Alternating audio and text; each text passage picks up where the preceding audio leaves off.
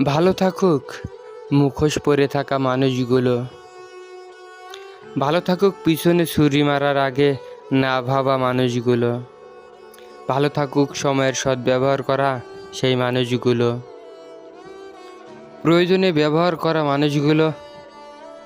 আমি তাদের জন্য শুভকামনা করি যারা আমার কষ্টের কারণ হয়েছে। কারণ আমি এটা বিশ্বাস করি যে আমি যদি তোমাদেরকে ক্ষমা করে দেই তাহলে উপরওয়ালা আমাকে ক্ষমা করে দেবেন।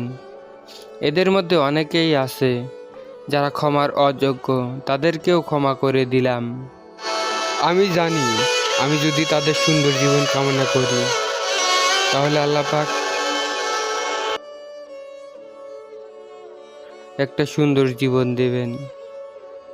এই বিষয়েও অস্বীকার করার কোনো জায়গা নেই যে আমরা যদি অন্যদেরকে ক্ষমা না করতে পারি তাহলে উপরওয়ালা আমাদেরকে কিভাবে ক্ষমা করবেন।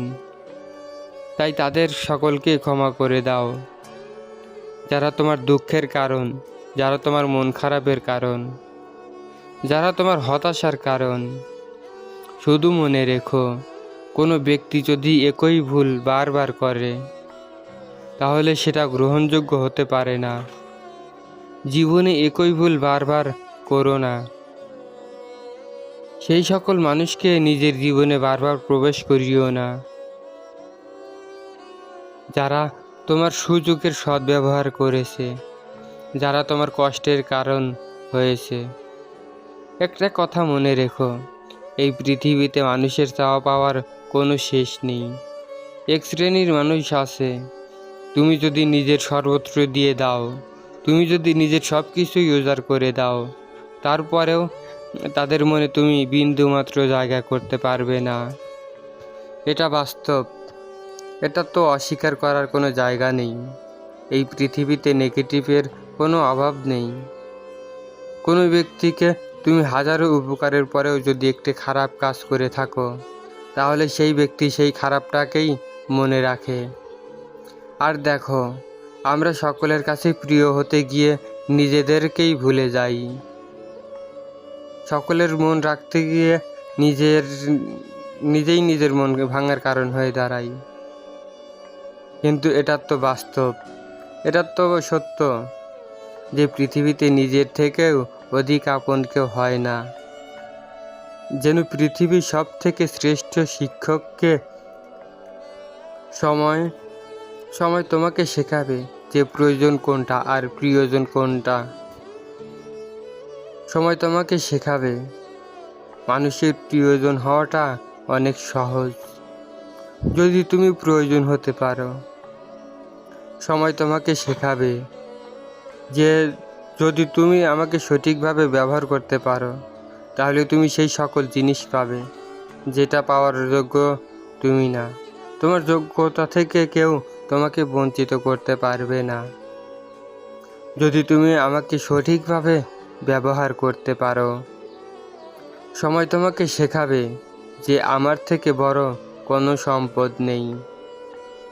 সময় তোমাকে শেখাবে যে আমি সকলের কাছে নির্দিষ্ট। সময় তোমাকে শেখাবে যে পৃথিবীতে যেটা হয় সেটা ভালোর জন্যই হয়। একটা সময় ছিল যখন আমি আমার জীবন নিয়ে উপরওয়ালার কাছে হাজারো অভিযোগ জানাতাম, কিন্তু আজ আমি উপরওয়ালাকে হাজারো শুকরিয়া জানাই। কারণ আজ আমি অনুভব করছি, আমি বুঝে গিয়েছি যে পৃথিবীতে যেটা হয় সেটা আমাদের ভালোর জন্যই হয়। জীবনের অনেক ক্ষেত্রে আমরা আমাদের অনেক প্রিয় জিনিস থেকে বঞ্চিত হই। জীবনের অনেক ক্ষেত্রে আমরা অনেক বেশি নিরাশ হই। জীবনের অনেক ক্ষেত্রে আমরা অনেক বেশি উপরওয়ালাকে দোষারোপ করি শুধুমাত্র আমাদের আশা পূরণ না হওয়ার কারণে। কিন্তু বিশ্বাস করো, একটা নির্দিষ্ট সময় অতিক্রম করার পরে মনে হয় যে না, যেটা হয়েছিল সেটা ভালোর জন্যই হয়েছিল।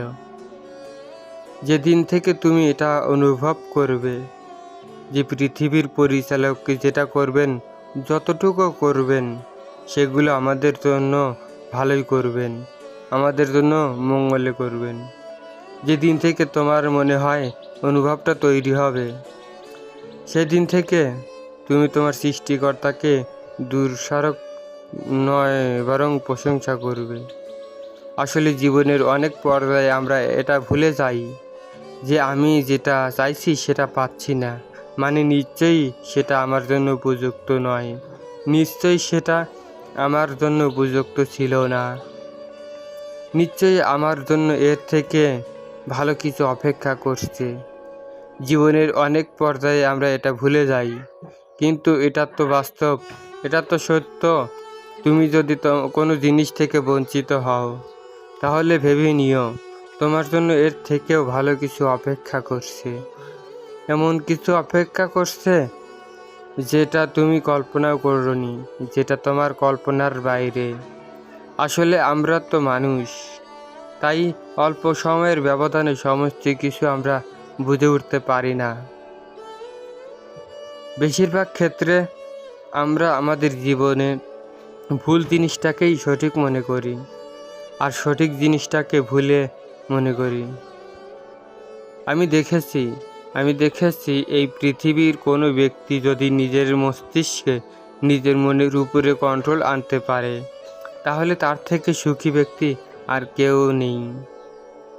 তুমি হয়তোবা জানলে অবাক হবে যে পেটের ক্ষুধার থেকেও চোখের ক্ষুধা ভয়ঙ্কর, আর চোখের ক্ষুধার থেকে মনের ক্ষুধা আরও বেশি ভয়ঙ্কর। তাই কোনো ব্যক্তি যদি নিজের মনের উপরে কন্ট্রোল আনতে পারে, তাহলে তার থেকে সুখী ব্যক্তি আর কেউ নেই। শোনো, তোমাকে বলি, এমনটাও তো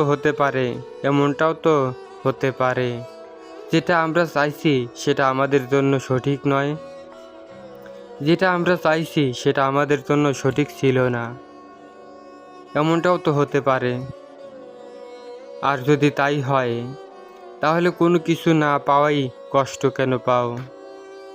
আসলে আমরা হয়তোবা এটা ভুলে যাই যে পৃথিবী যতটুকু পেয়েছি সমস্তটাই বোনাস। আমরা হয়তোবা ভুলেই যাই যে আমাদের জন্মের সময় আমরা খালি হাতেই এসেছিলাম।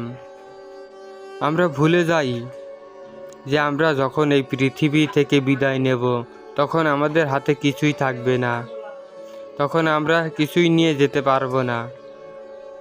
এই দুইটি বিষয় কি এটা প্রমাণ দেওয়ার জন্য যথেষ্ট নয় যে আমরা পৃথিবীতে যতটুকু পাচ্ছি সমস্তটাই বোনাস? তাহলে কেন এত বেশি মন খারাপ করবে? কেন এত বেশি কষ্ট নেবে, দুঃখ নেবে? কষ্টপ্রিয় ভাই আমার, তোমাকে বলি, শোনো, জীবনটা অনেক সংক্ষিপ্ত। হ্যাঁ, এটাই, জীবনটা অনেক বেশি সংক্ষিপ্ত। আর এই সংক্ষিপ্ত জীবনে একটা বৃহৎ সময় যদি তুমি মন খারাপ করে কাটিয়ে দাও, তাহলে সেটা ততটা গ্রহণযোগ্য তুমি বিশ্বাস করবে কিনা জানি না, কিন্তু এটাই বাস্তব যে পৃথিবীতে হাসি, আনন্দ, খুশি এই সমস্ত কিছু অভ্যাস, এগুলোকে কোনো ক্রাইটেরিয়ার মধ্যে বেঁধে রাখা সম্ভব নয়। এগুলো মানুষের কাছে এক এক রকম। যদি এটাই না হতো, তাহলে কোটি কোটি অর্থের মানুষও শর্তেও কিভাবে একটা মানুষ সুখী হতে পারে? যদি তাই না হতো, তাহলে একজন পথের ভিখারি, যার দুপুরের খাবার জুটলেও রাতের খাবার কোনো নিশ্চয়তা নেই, সে বিনা কারণে কিভাবে সুখী হতে পারে? সামান্য কিছুতেই তার মুখে কিভাবে হাসি ফুটতে পারে? কারণ একটাই, এই পৃথিবীতে শূন্য মানুষের চাহিদা এক এক রকম। কেউ অল্পতেও খুশি থাকার অভ্যাস করে নিয়েছে, আবার কেউ শত কোটি সম্পত্তির মালিক হওয়া সত্ত্বেও আনন্দকে নিজের জীবনের অভ্যাসে পরিণত করতে পারেনি। আমি একটা কথা প্রায় বলি যে অর্থ গুরুত্বপূর্ণ, টাকা পয়সা প্রয়োজন আছে, কিন্তু এমনটা নয় যে অর্থ থাকলেই মানুষ সুখী হবে এমনটা নয়। যে যার কাছে কোনো অর্থ নেই তার জীবনটা কখনো সুন্দর হতে পারে না এমনটা নয়। আমি একটা গ্রামের ছেলে। আমি আমার গ্রামের অনেক মানুষকে দেখেছি যারা অনেক সামান্য উপার্জন করে, কিন্তু তারপরেও তাদের জীবনে সুখ আছে, শান্তি আছে।